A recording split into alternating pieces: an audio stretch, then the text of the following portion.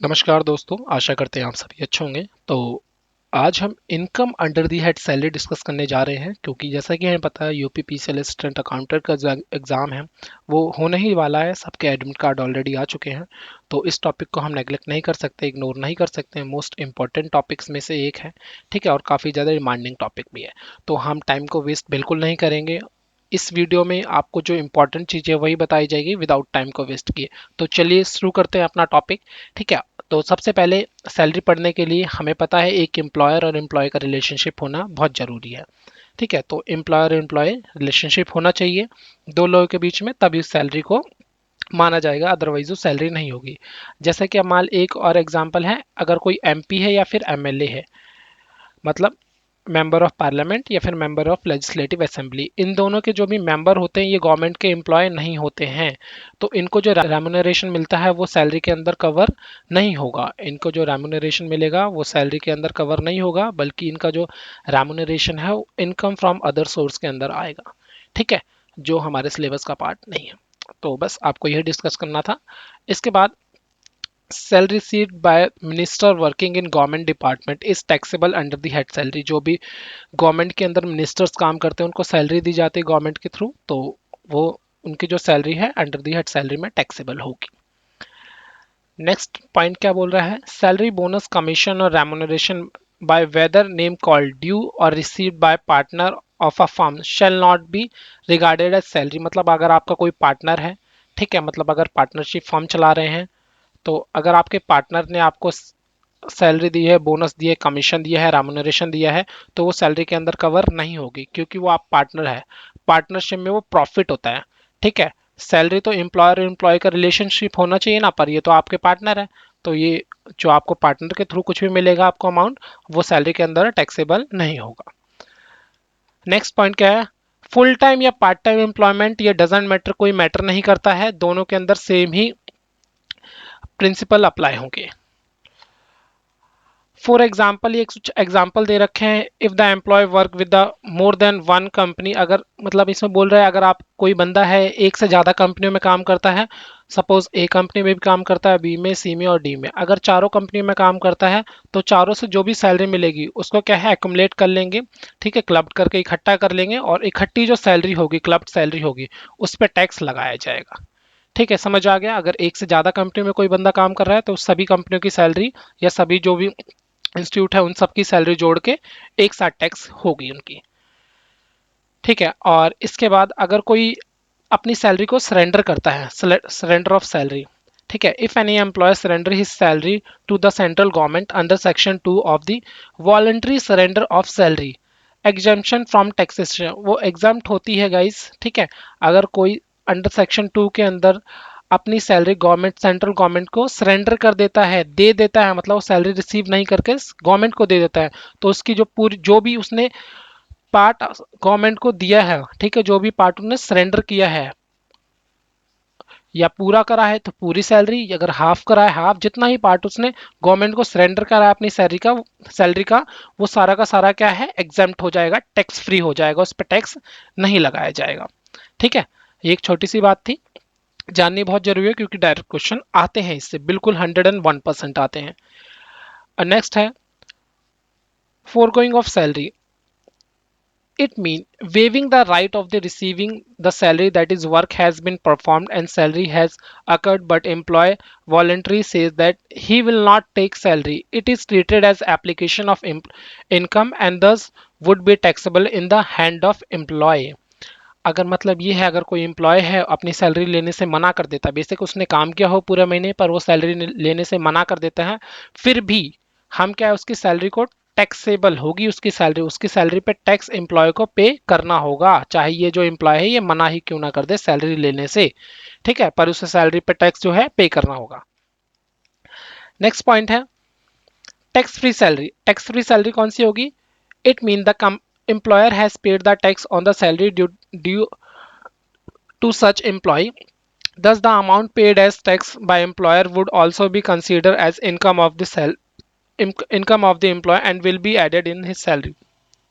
अभी क्या बोल रहा है कि ये सपोज एक एम्प्लॉय है, सर एम्प्लॉयर है और ये एम्प्लॉई है। एम्प्लॉयर ने क्या किया है, जो इसकी सैलरी थी ना, सपोज 10,000 रुपये से सैलरी मिल रही थी, ये 10,000 रुपये ना एम्प्लॉयर ने टैक्स पे कर दिया। तो जब इसे टैक्स, जो इसे सैलरी मिलेगी ना, उस पर टैक्स नहीं लगाया जाएगा, क्योंकि इसकी सैलरी पे ऑलरेडी एम्प्लॉयर क्या है, टैक्स पे कर चुका है। तो इसे जो भी सैलरी मिलेगी वो टैक्स फ्री सैलरी कहलाएगी। टैक्स फ्री तो कुछ नहीं होता है, बेसिकली एम्प्लॉयर ने पहले ही पे कर दिया है, तो बस इसका नाम हो गया है कि टैक्स फ्री सैलरी है, क्योंकि एम्प्लॉयर ऑलरेडी पे कर चुका है एम्प्लॉय के बिहाफ पे। प्लेस ऑफ एक्रूवल क्या होता है? प्लेस ऑफ एक्रूवल वो जगह होती है जहां पे आपकी सैलरी क्या है, आई है, जहां से मतलब जहां भी आपने काम किया है वहां से सैलरी आपकी रिसीव होती है, वो आपका प्लेस ऑफ एक्रूवल हो जाता है। ठीक है। एग्जाम्पशन क्या होता है? In case citizen of India who is government employ or rendered service outside India, ठीक है, salary received by him would be treated as income deemed to be accrued or arise in India. ठीक है। अब ये बोल रहे हैं कि अगर कोई गवर्नमेंट एम्प्लॉय है, इंडिया से बाहर जाके काम कर रहा है, तो उसको जो सैलरी मिलेगी ना, वो इंडिया के अंदर अक्रूवल मानी जाएगी, मतलब जो इंडिया के अंदर की मानी जाएगी। तो इंडिया के अकॉर्डिंग जो इनकम टैक्स है, उसके अकॉर्डिंग उसे टैक्स पे करना होगा।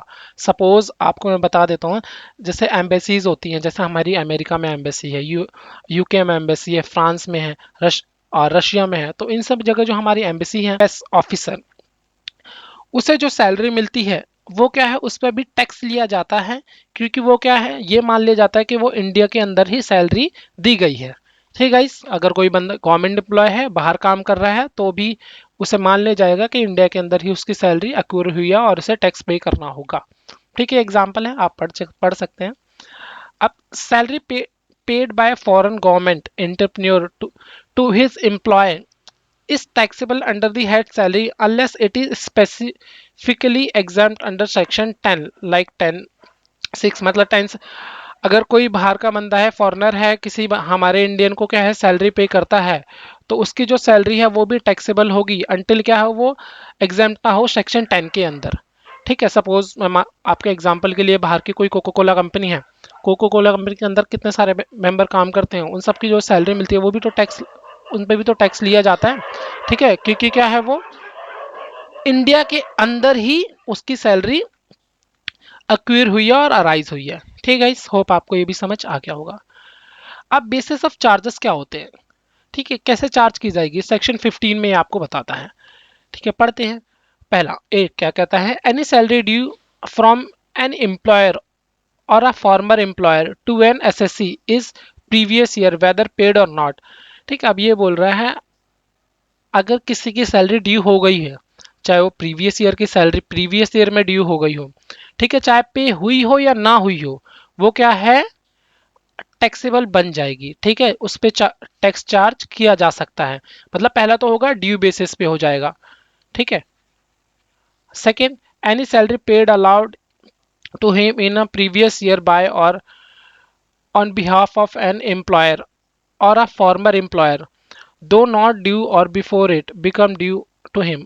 अगर ये कह रहा है, अगर सैलरी ड्यू नहीं भी हुई है पर रिसीव हो गई है, देन ऑल्सो क्या है, वो चार्ज, उस पर टैक्स चार्ज किया जा सकता है। मतलब ड्यू हो या रिसीव हो, वट एवर इज अर्लियर, जो भी पहले हो जाए, उस पर क्या है, टैक्स लिया जा सकता है। Any arrear of the salary paid allowed to him in the previous year by on behalf for employer or the former employer is not charged to income tax for any earlier previous year। मतलब ये basically क्या कह रहा है कि कोई पहले salary, outstanding salary थी कोई, ठीक है, मतलब मान लीजिए पहले एम्प्लॉयर को सैलरी देनी थी, मतलब पहले ड्यू हो चुकी है, तो उस पर ऑलरेडी हमने ड्यू बेसिस पे क्या है, टैक्स ले लिया होगा, पर रिसीव बाद में हो रही है। ठीक है, तो अब उस पर टैक्स दोबारा नहीं लिया जाएगा, क्योंकि हम जो ड्यू या रिसीव जो भी पहले होता है उस पर टैक्स ले लेते हैं, तो हमने ड्यू बेसिस से पहले टैक्स ले लिया होगा, तो अब दोबारा टैक्स नहीं लिया जाएगा। बस इसमें ये बात बोली गई है। ठीक है, ये कुछ पॉइंट है, की पॉइंट से ही पढ़ लेते हैं। Where any salary paid in advance is included in the total income of any person for any previous year, it shall not be included again in the total income of the person when the salary become due। अब ये कह रहा है, अगर पहले किसी बंदे ने सैलरी एडवांस ले लिया, सपोज इस पूरे साल की सैलरी पिछले साल ही एडवांस ले जा चुकी है, तो पहले उसकी सैलरी पे क्या है, टैक्स लिया, टैक्स दे दिया होगा उसने, एम्प्लॉय ने, तो अब दोबारा उस पर टैक्स, जो अब दोबारा उसकी सैलरी ड्यू होगी अब इस साल, उस पर टैक्स नहीं लिया जाएगा, क्योंकि ऑलरेडी वो पे कर चुका टैक्स उस सैलरी पे। नेक्स्ट की पॉइंट बोल रहा है, any salary bonus commission or remuneration by whatever name called due or received by a partner of a firm shall not be regarded as salary for the purpose of his sanction। मतलब यही बता रहा है कि अगर कोई आपका partner है, अभी जैसा मैंने आपको बताया, उससे आपको कोई भी अमाउंट रिसीव होता है तो वो एज अ सैलरी नहीं होगा, तो उस पर टैक्स नहीं लिया जाएगा। सैलरी अंडर मतलब इनकम अंडर दी सैलरी के अकॉर्डिंग तो इस पर टैक्स नहीं लगेगा, क्योंकि वो एज अ पार्टनर ही आपका माना जाएगा, एम्प्लॉय नहीं माना जाएगा। ठीक है, अब नोट है, कुछ नोट देख लेते हैं, ये भी आपके की पॉइंट है। Salary is chargeable to tax either due or due basis or non on receipt basis whatever is arrear. मतलब अगर आपकी सैलरी ड्यू होती है या रिसिप्ट होती है, जो भी पहले हो जाए उसी पे आपका टैक्स चार्ज कर लिया जाता है। ठीक है, any amount received as arrear of salary is taxable in the year of receipt, it was not taxable earlier. ठीक है, अगर कह रहा है कोई सैलरी है पहले टैक्सेबल नहीं हुई है, बेशक पहले ड्यू हो चुकी है और टैक्स नहीं लिया है, और इस अभी टैक्स लिया जा रहा है, ठीक है, अभी रिसीव हुई है, तो उस पर अभी टैक्स ले लिया जाएगा। मतलब मान लीजिए 2016 की सैलरी है, रिसीव 2021 में हुई है, सॉरी 2022 मान लेते हैं, रिसीव 2022 में हुई है, तो अगर 2016 में उस पर टैक्स नहीं लगाया तो 2022 में जब रिसीव हुई है तो टैक्स उस पर लगाया जाएगा। ठीक है, बेसिकली ये पॉइंट आपसे ये बोल रहा है। ये कुछ एग्जाम्पल हैं गाइज, आप ये एग्जाम्पल रीड कर लीजिएगा। ठीक है, मोस्ट मतलब आपको समझने में बहुत आसानी होगी। ठीक है, हमारे पास टाइम काफी कम है, इसलिए मैं आपको रीड नहीं कर रहा हूँ, आप रीड कर लीजिएगा, इजी टू अंडरस्टैंड है। और स्टिल कोई भी इशू हो, ड्रॉप कमेंट, टेलीग्राम पे मैसेज कीजिए, हम आपको रिप्लाई देंगे, एंड हम आपकी पूरी तरह से हेल्प करने की कोशिश करते हैं। अब सेक्शन 17 क्या कहता है कि भाई कौन कौन सी चीजें हमारी सैलरी के अंदर इंक्लूड होंगी, तो भाई पढ़ लेते हैं। पहले तो हमारी सैलरी जो हमें एम्प्लॉयर से मिलती है वो होगी, 1 मिनट। ठीक है, पहली चीज तो हमारी सैलरी ही इंक्लूड होगी। दूसरा परक्यूजिस्ट, परक्यूजिस्ट बेसिकली क्या होता है, जो उसे बेनिफिट दिए जाते हैं, जैसे भाई उसे कोई बेनिफिट दे दिया कि उसे भाई आने जाने का किराया दे दिया जाता है, तो वो भी परक्यूजिस्ट के अंदर आएगा। प्रॉफिट लियो इन सैलरी, मतलब सैलरी पे उसे ज़्यादा प्रॉफिट हो जाता है कई बार, तो सैलरी के अलावा कुछ और अमाउंट दे दिया जाता है उसे। ठीक है, तो वो भी क्या है, सैलरी के अंदर कवर होगा। तो ये तीनों चीज़ें क्या हैं, सैलरी के अंदर कवर होंगी। अब सेक्शन 17(1) क्या बोल रहा है, it is an inclusive definition of and included monetary payment as well as non-monetary facilities। तो इस सेक्शन 17(1) में बेसिकली क्या है, चाहे मॉनेटरी हो या नॉन मॉनेटरी फैसिलिटीज हो, वो काफ़ी सारी चीज़ें इसमें कवर होती है। जैसे कि एग्जांपल है, ये देख लेते हैं, वेजेस है, एनी एन्युटी और पेंशन है, ग्रेचुटी है, फी, कमीशन, परक्यूजिस, प्रॉफिट, लीव और एडिशन एनी सैलरी और वेजेस में, मतलब उस सैलरी वेजेस पे कोई एडिशन एक्स्ट्रा अमाउंट दिया जाता है। एडवांस सैलरी हो, ये भी आपकी सैलरी का पार्ट है। Any payment received by an employ, कोई भी पेमेंट जो एम्प्लॉय के द्वारा रिसीव की जाती है in respect of any period of leave not avail by, मतलब कोई अगर एम्प्लॉय छुट्टी नहीं लेता है, वो छुट्टी ना लेने के कारण एम्प्लॉयर कुछ पैसे देता है, वो भी क्या है, सैलरी का पार्ट माना जाएगा। ठीक है, तो उस पर भी टैक्स लगेगा। ठीक है, बेसिकली ये क्या है, सैलरी की डेफिनेशन के अंदर ये सारी चीजें कवर होती हैं आपकी। ठीक है, अब ये देख लेते हैं, अब कौन कौन सी इनकम क्या है ग्रॉस सैलरी में इंक्लूड होंगी। ठीक है, अभी आपको पता चलेगा, अभी जब आप पढ़ रहे हैं ना, अब क्वेश्चन जब देखेंगे ना, बड़े आसानी से अब आपसे क्वेश्चन होने लग जाएंगे। वे अब पहले मैं बता देता हूँ किस किस चीज पे टैक्स लगता है। वेजेस हो, रेम्यूनरेशन हो, बेसिक सैलरी, उन सब टैक्सेबल होती है। एन्युटी फ्रॉम एम्प्लॉयर, वो भी टैक्सेबल होगी। बोनस होगा, taxable on receipt basis if not taxed earlier due basis, अगर पहले जब अगर ड्यू हो चुका है उस टाइम पे टैक्स नहीं लिया है, तो जब रिसीव होगा तब टैक्स ले लिया जाएगा उस पे। सैलरी लीव इन नोटिस पीरियड, मतलब जो अगर कोई सैलरी है नोटिस पीरियड के दौरान मिलती है वो भी टैक्सेबल होगी। फी एंड कमीशन, कोई फी मिलती है, कमीशन मिलती है, वो भी टैक्सेबल होती है। अब कमीशन चाहे आपकी फिक्स्ड हो या फिर बेस्ड ऑन टर्नओवर हो, मतलब सेल्स पे बेस्ड हो, तो दोनों पे ही जो भी कमीशन आपको मिलती है पूरी की पूरी टैक्सेबल होगी। ठीक है, ओवर टाइम पेमेंट, मतलब कोई ज़्यादा काम करता है अपने काम से ज़्यादा, मतलब 8 घंटे की जॉब है वो 10 घंटे करता है, तो 2 घंटे का जो भी एक्स्ट्रा पेमेंट मिलेगा ना, वो भी सैलरी के अंदर कवर होगा, तो उस पर भी टैक्स लगेगा। अलाउंसेज हैं, कोई अलाउंस मिल रहे हैं, ठीक है, इस पर भी टैक्स लिया जाएगा ना। अगर कुछ अलाउंस एग्जाम्प्ट होते हैं, जैसे एचआरए है, ठीक है, अभी मैं आपको बताऊंगा एच आर ए के बारे में भी। H R a house rent allowance है, उस पे कुछ परसेंटेज ना, मतलब आपको बताता हूँ कैसे, कुछ एग्जाम्प्ट होता है कुछ हिस्सा उसका, तो वो जो एग्जाम्प्ट हिस्सा है उसे हटा के बाकी जो बचेगा वो क्या है आपका, उस पर टैक्स लगेगा। रिटायरमेंट बेनिफिट, ठीक है, रिटायरमेंट बेनिफिट पे भी क्या है, अभी हम आगे पढ़ते हैं उस पर भी कैसे कैसे टैक्स लिया जाता है। तो होप गाइज आपको ये भी अच्छे से समझ आ गया होगा। अब चलते हैं आगे। डियरनेस अलाउंस क्या होता है पहले मैं आपको बताता हूँ। डियरनेस अलाउंस, सपोज आपकी जो महंगाई है काफ़ी ज़्यादा बढ़ गई है, जो कि आजकल आजकल के दौरान हो भी रखा है। तो महंगाई से क्या है, फाइट करने के लिए, उसको डील करने के लिए जो हमारा एम्प्लॉयर है हमें कुछ पैसे देता है। ठीक है, जो हमें कुछ पैसे देता है एम्प्लॉयर, तो उसे क्या बोलेंगे, डियरनेस अलाउंस बोलते हैं। ठीक है, मैं यह डेफिनेशन भी है, paid by the employer to is employ as well as a pensioner to offset the impact of inflation, मतलब इन्फ्लेशन का जो प्रभाव है, जो महंगाई का प्रभाव एम्प्लॉय पे ना पड़े, इसलिए क्या है, जो एम्प्लॉयर पैसे देता है उसे डियरनेस अलाउंस बोलते हैं। ठीक है, और वो पूरा का पूरा टैक्सेबल होता है, पूरा का पूरा क्या है, टैक्सेबल होता है। अब डियरनेस अलाउंस क्या है, forming a part of salary, चाहे वो सैलरी का पार्ट हो और चाहे not forming a part of salary, या फिर प्रीवियस सैलरी, चाहे सैलरी का पार्ट ना हो, दोनों क्या है, टैक्सेबल होते हैं, फुल्ली टैक्सेबल होते हैं, इसमें कोई भी एग्जाम्पशन नहीं मिलती है डियरनेस अलाउंस में। ठीक है, रिटायरमेंट बेनिफिट है, जैसे पेंशन होता है, ग्रेचुटी हो गया, रिटायरमेंट कंपनसेशन हो गया, वॉलेंट्री रिटायरमेंट हो गया, लीव इन्हांसमेंट हो गया, ये कुछ रिटायरमेंट बेनिफिट दे रखे हैं just for knowledge purpose.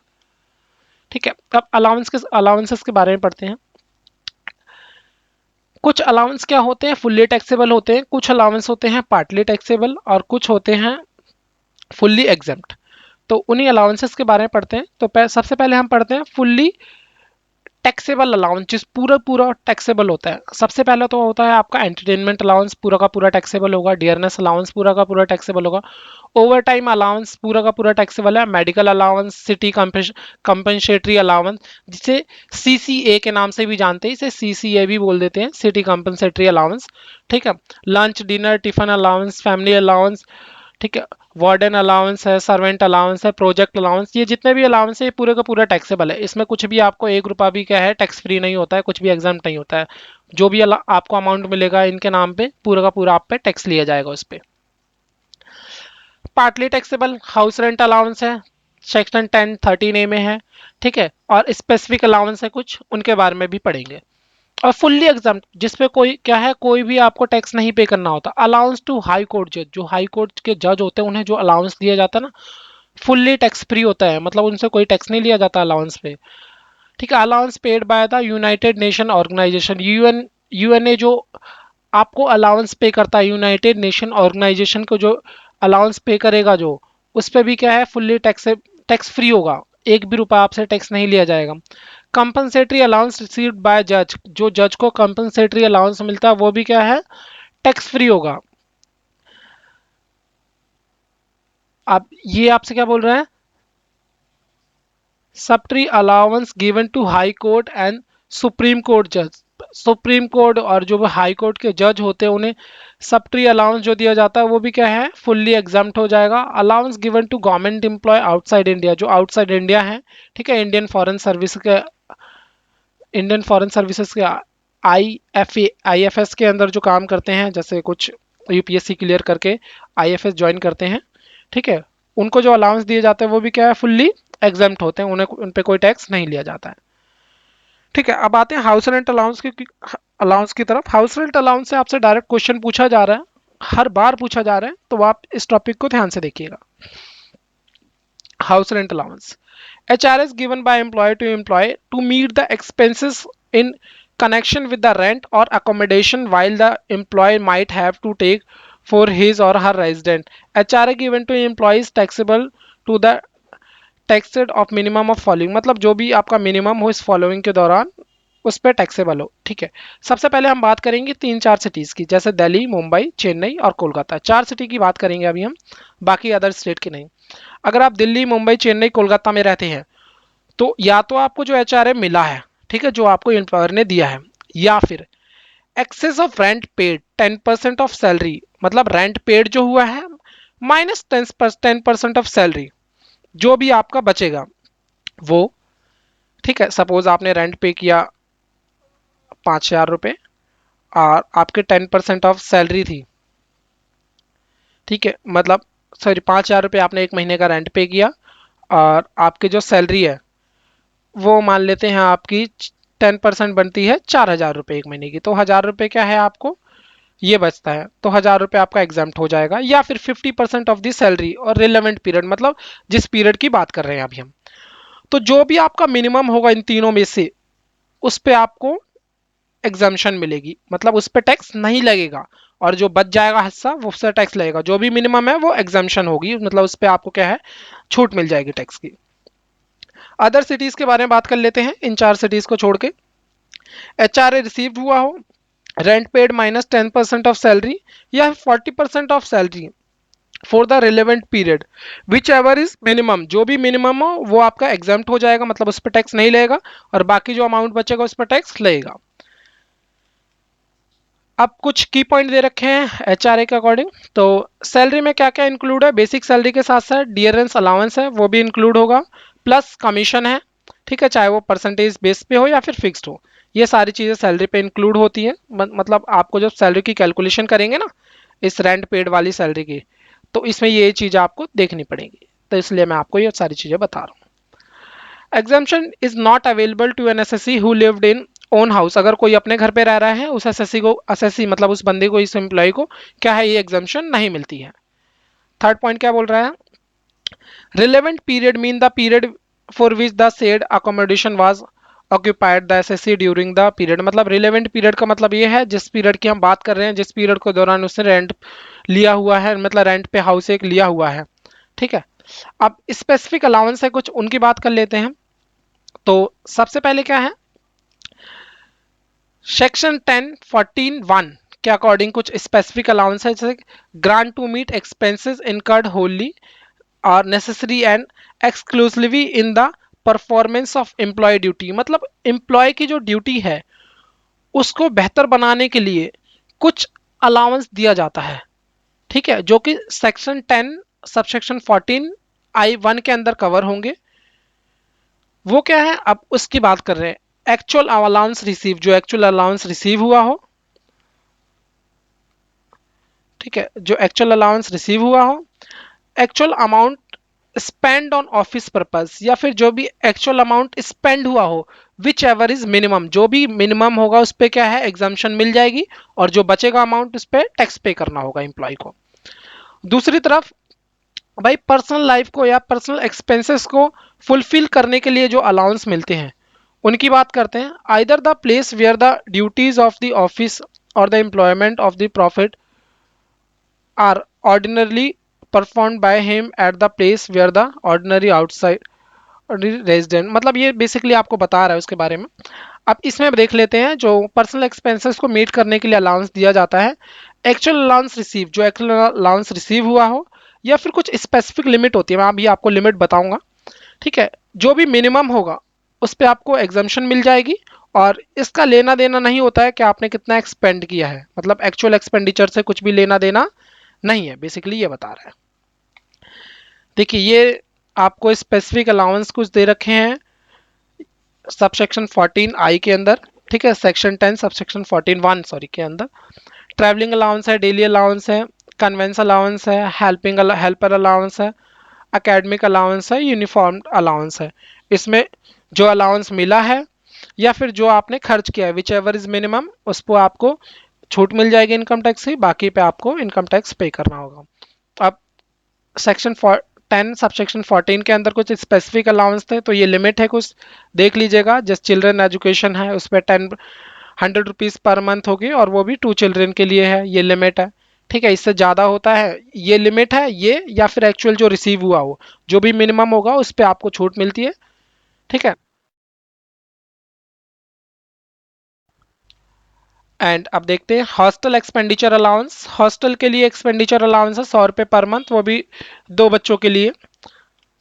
Transport allowance 3200 रुपये पर मंथ रहेगा ये भी, ठीक है। अंडरग्राउंड अलाउंस 800 रुपये पर मंथ है। ट्राइबल एरिया या शेड्यूल एरिया है उसका अलाउंस दिया जाता है 200 रुपये पर मंथ, ठीक है। अब allowance for the transport employee working in any transport system to meet his personal expenditure during his duty performed in the course of running of such transport from one place to another place, मतलब कोई ऐसा काम है जो भाई transport से related हो, तो एक जगह से दूसरी जगह जाने में जो भी खर्चा आएगा उस पे क्या है, उसे छूट मिलेगी उस खर्चे पे, ठीक है, उस पे कुछ अलाउंस दिया जाएगा 70% ऑफ सच अलाउंस या फिर 10,000 रुपये पर मंथ, विच एवरेज मिनिमम, उस पे क्या है, उसको छूट मिल जाएगी, उस पर टैक्स पे नहीं करना होगा और बाकी जो अमाउंट बचेगा उस पर टैक्स पे करना होगा। हाई एल्टीट्यूड, ठीक है, मतलब क्लाइमेट चेंज वगैरह होता है तो उस पर भी क्या है 1,060 रुपये पर मंथ आपका अलाउंस मिलता है, ठीक है, ये लिमिट है, मिनिमम लिमिट, या फिर जो एक्चुअल मिला है विच एवर इज मिनिमम उस पर आपको छूट मिल जाएगी, मतलब एग्जाम्शन मिल जाएगी, बाकी पे आपको टैक्स पे करना होगा। Treatment of income tax allowance, हमें पता है जो income sorry internet entertainment allowance, very apologise guys, जो एंटरटेनमेंट अलाउंस होता है हमें पता है पूरा का पूरा क्या होता है, टैक्सेबल होता है, अभी हमने पढ़ा है ना entertainment allowance fully taxable allowance के अंदर। 1 मिनट में आपको इधर दिखाता हूँ, फुल्ली टैक्सेबल अलाउंस में सबसे पहले क्या है, एंटरटेनमेंट अलाउंस था, ठीक है, तो हम इसके बारे में ऑलरेडी पढ़ चुके हैं, पूरा का पूरा जितना मिला हमें सारा का सारा टैक्स पे करना है, ठीक है।